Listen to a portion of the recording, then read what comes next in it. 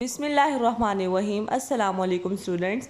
Class 9 chapter number 1 का जो आज हम टॉपिक पढ़ेंगे उसका नाम है empirical formula and molecular formula. Chemical formula की हमारे पास दो टाइप्स होती हैं, एक एम्पिरिकल फार्मूला, एक मॉलिक्यूलर फार्मूला। तो पहले हम एम्पिरिकल फार्मूला देखेंगे। एम्पिरिकल फार्मूला किसी भी फार्मूला की एक सिंपलेस्ट टाइप होती है, यानी एम्पिरिकल फार्मूला को हम जब भी लिखते हैं वो बहुत ही सिंपलेस्ट वे में लिखते हैं। किसी भी एक कंपाउंड के अंदर जितने भी एटम्स होते हैं उनका सिंपलेस्ट होल नंबर रेशो जो होता है उसको हम कहते हैं एम्पिरिकल फार्मूला। फॉर एग्जांपल हम एक कंपाउंड ले लेते हैं। कंपाउंड हम वाटर कंसीडर करते हैं।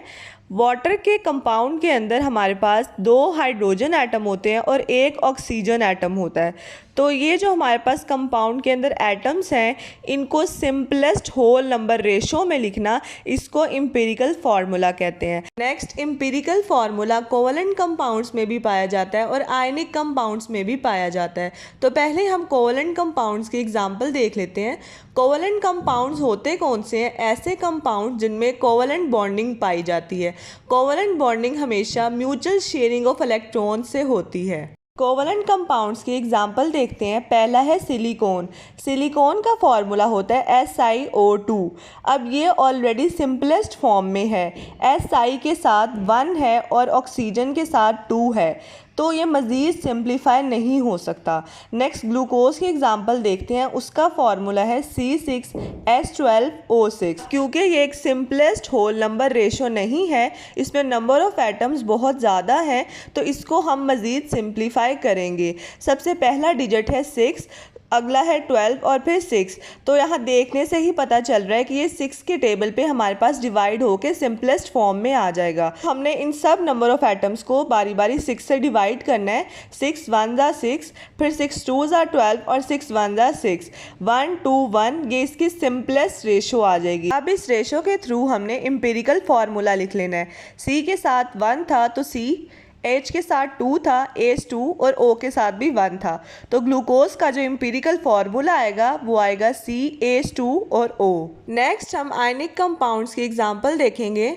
आयनिक कंपाउंड्स ऐसे कंपाउंड्स होते हैं जिसमें आयनिक बॉन्डिंग पाई जाती है और ionic bonding complete share of electron की वजह से होती है। आयनिक कंपाउंड हमेशा 3 डायमेंशनल नेटवर्क फॉर्म में पाए जाते हैं। जो यहाँ आपको स्ट्रक्चर नज़र आ रहा है, इस तरह की फॉर्म में आयनिक कंपाउंड्स पाए जाते हैं। इसके अलावा हर एक आयन ऑपोजिटली चार्ज आयन से सराउंडेड होता है। फॉर एग्जांपल, अगर हमारे पास पॉजिटिव चार्ज है तो उसके इर्द गिर्द सारे नेगेटिव चार्जेस होंगे, और अगर नेगेटिव चार्ज है तो उसके आसपास मतलब वो पॉजिटिव चार्जेस से सराउंडेड होगा, जिसके रिजल्ट में हमारे पास न्यूट्रल कंपाउंड बनेगा। नेक्स्ट है फॉर्मूला यूनिट। फॉर्मूला यूनिट हमेशा आयनिक कंपाउंड्स में होता है।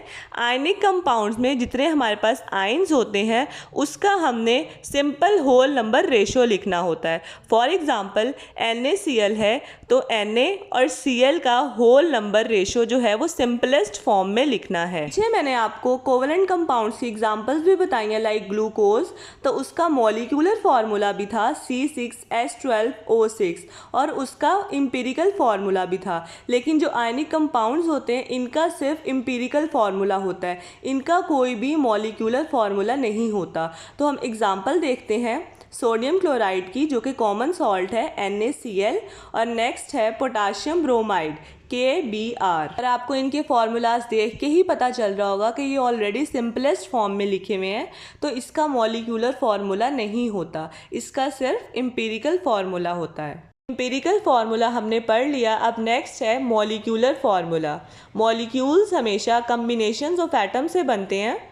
जब भी हमारे पास डिफरेंट एटम्स कंबाइन होते हैं या रिएक्ट करते हैं एक दूसरे के साथ तो एक मॉलिक्यूल बनाते हैं। तो अब मॉलिक्यूलर फार्मूला की डेफिनेशन देखते हैं कि एक मॉलिक्यूल के अंदर हमारे पास जितने भी एलिमेंट होते हैं उसमें एक्चुअल नंबर ऑफ एटम्स, जितने भी एक्चुअल नंबर ऑफ एटम्स दिए हुए होंगे तो इसका मतलब वो मॉलिक्यूलर फार्मूला लिखा हुआ होगा। मैं आपको एक एग्जांपल से समझाती हूँ। यहाँ एक मॉलिक्यूल लिखा हुआ है हाइड्रोजन पेरोक्साइड। इसका फार्मूला देखा जाए तो वो है AH2 और O2। ये इसकी फिक्स्ड कंपोजिशन है, ठीक है। हाइड्रोजन पेरोक्साइड में AH2 और O2 ही होते हैं, यानी 2 हमारे पास हाइड्रोजन के एटम होते हैं और 2 ऑक्सीजन के। 2 हाइड्रोजन और 2 ऑक्सीजन एटम से मिलके ही हाइड्रोजन पेरोक्साइड बनता है। तो यहाँ पे ये actual actual number of atoms लिखे हुए हैं। तो यानी ये मॉलिक्यूलर फार्मूला लिखा हुआ है हाइड्रोजन परऑक्साइड का।